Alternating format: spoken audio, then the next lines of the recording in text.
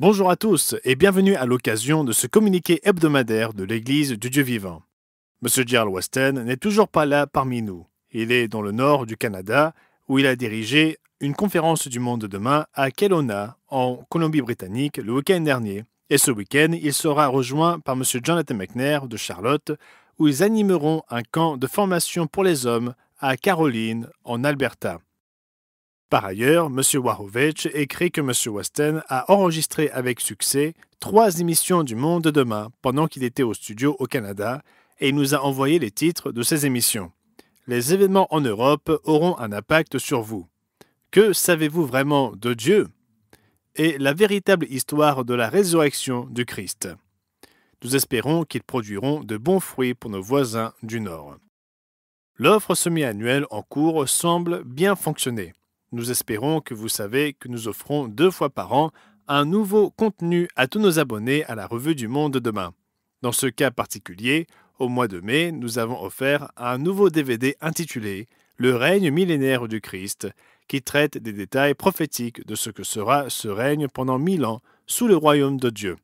D'après tous les rapports, ce DVD a connu un excellent départ, ce qui est très encourageant. La prochaine offre sera proposée en novembre 2025, la prochaine offre semi-annuelle à nos abonnés. Et il s'agira également d'un DVD. Celui-ci portera sur les 4 cavaliers du livre de l'Apocalypse, un sujet sur lequel nous n'avons pas d'ouvrage à part jusqu'à présent. Il s'agira d'une compilation d'émissions réalisées par moi-même, M. Rod McNair et M. Gerald Weston sur les 4 cavaliers. M. Douglas Winnell est de retour en ville.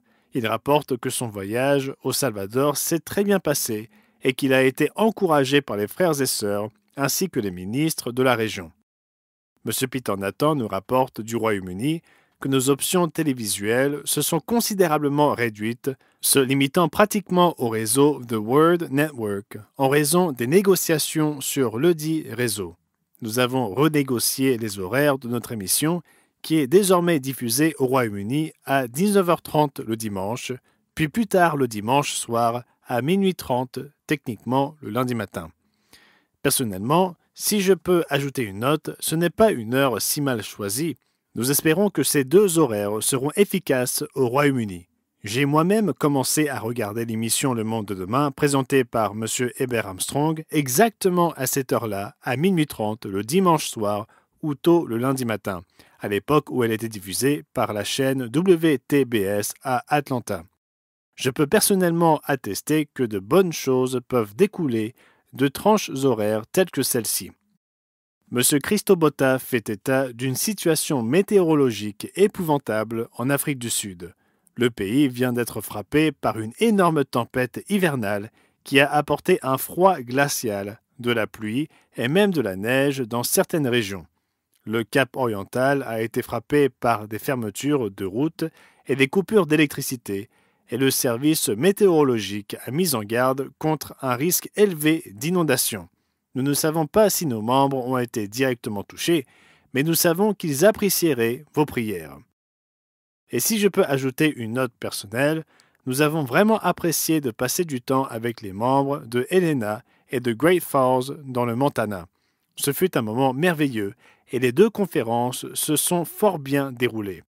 C'était fantastique de passer du temps avec vous tous et nous vous remercions beaucoup pour votre hospitalité, votre amabilité et la gentillesse à l'égard de mon épouse et moi lors de notre séjour parmi vous et nous prions pour l'étude de suivi présentée par M. Brandon Farr. Donc c'était Wallace Smith pour l'Église du Dieu vivant pour la semaine se terminant le 14 juin 2025. Nous prions pour que vous passiez tous un sabbat stimulant et édifiant.